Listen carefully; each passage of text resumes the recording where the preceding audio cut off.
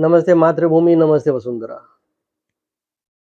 पिछले समय में लग्न में राहु के उपचार के बारे में हमने बात की थी।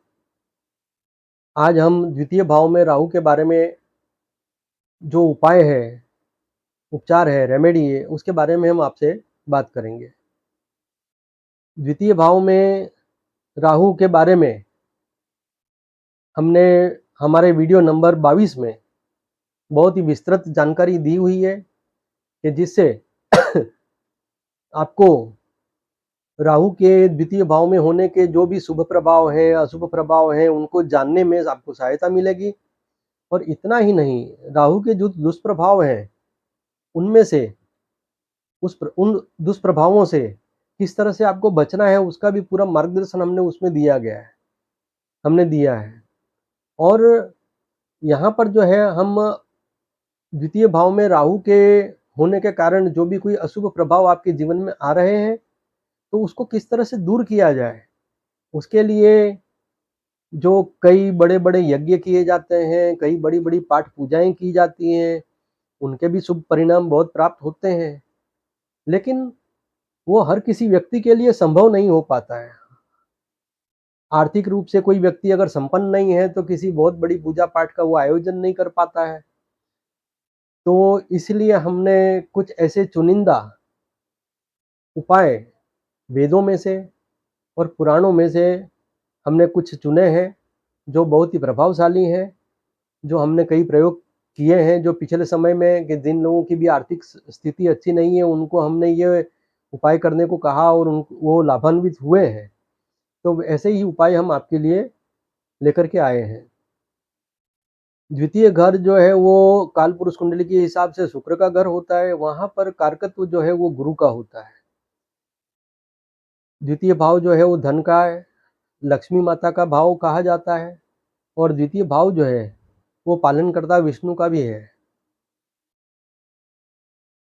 शुक्रवार का जो दिन होता है, उस दिन पक्षियों को दाने देना, पक्षियों को पानी देना, गाय को चारा देना, और शुक्रवार के दिन विशेष तौर पे किसी भी देवी के मंदिर में दर्शन अवश्य करना।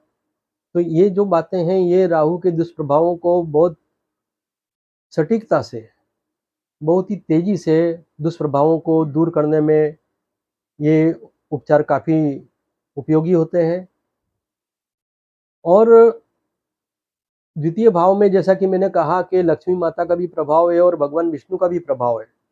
तो यहाँ पर जो है भगवान विष्णु का जो एक गायत्री मंत्र है, भगवान विष्णु का विष्णु गायत्री मंत्र है, आप उस गायत्री मंत्र का जाप करें। ओम नारायणाय विद्महे वासुदेवाय धीमहि तन्नो विष्णु प्रचोदयात्। ये विष्णु गायत्री मंत्र है। आप इसका नियमित रूप से जप करेंगे तो सेकंड हाउस का राहु चाहे कितने भी विकट और कितने भी बुरे प्रचंड दर्द आपको दे रहा है, तकलीफें दे रहा है, उसके दुष्प्रभाव में बहुत कमी आ जाएगी और आप बहुत जल्दी अपने आप को बहुत ही राहत में महसूस करेंगे। द्वितीय भाव में अगर राहु है तो स्फटिक और रुद्राक्ष की माला आप धारण करें। शुक्रवार के दिन पीले चावल का आप खुद भी मतलब भोजन करें और हो सके तो दूसरों को भी आप दें, तो उससे भी आपको राहु की समस्याओं में से मुक्ति मिलना शुरू होगी। और जो एक रुद्राक्ष आता है, सात मुखी रुद्राक्ष, ये सात मुखी रुद्राक्ष जो है, ये अगर धारण कर लेते हैं आप, तो इससे भी बहुत अच्छा प्रभाव मिलेगा। आप सभी जानते हैं कि रुद्राक्ष जो है वो ऋषि मुनियों की देन है। रुद्राक्ष जो है ऋषि मुनियों की प्रिय वस्तु है। ऋषि मुनि जो है वो रुद्राक्ष हमेशा पहने रखते थे, हम ऐसा देखते आए हैं। आज भी जो बड़े संत हैं, सन्यासी हैं, वो रुद्राक्ष पहन के रखते हैं। राहु द्वितीय भाव में है तो आपको जो मीठे फलों का और जो मीठे पकवान होते हैं, उनका दान आपको अपने नौकरों को, बीमार व्यक्तियों को, गरीब लोगों को देना चाहिए। इससे आपके कष्ट काफ़ी दूर होंगे। द्वितीय भाव में राहु होने से जो तामसी भोजन है, जो नशीले पदार्थ हैं, मांस, मछली, मदिरा और जो नशीले पदार्थ हैं जैसे तम्बाकू हो गया, तो इस तरह की चीज़ों से आप दूर रहें। ये चीज़ें जब आप छोड़ देंगे तो भी राहु का दुष्प्रभाव कम होने लग जाएगा। वैदिक दृष्टि से वेदों में जो ऋग्वेद में, सामवेद में, अथर्ववेद में और जो यजुर्वेद में, इन चारों वेदों में भी जो मतलब कि कई तरह के उपाय जो दिए गए हैं, उसमें से वैदिक सूक्त जो है वो भी बड़े उपयोगी हैं। मैं मानता हूँ कि वो तो बहुत अधिक ज़्यादा उपयोगी हैं।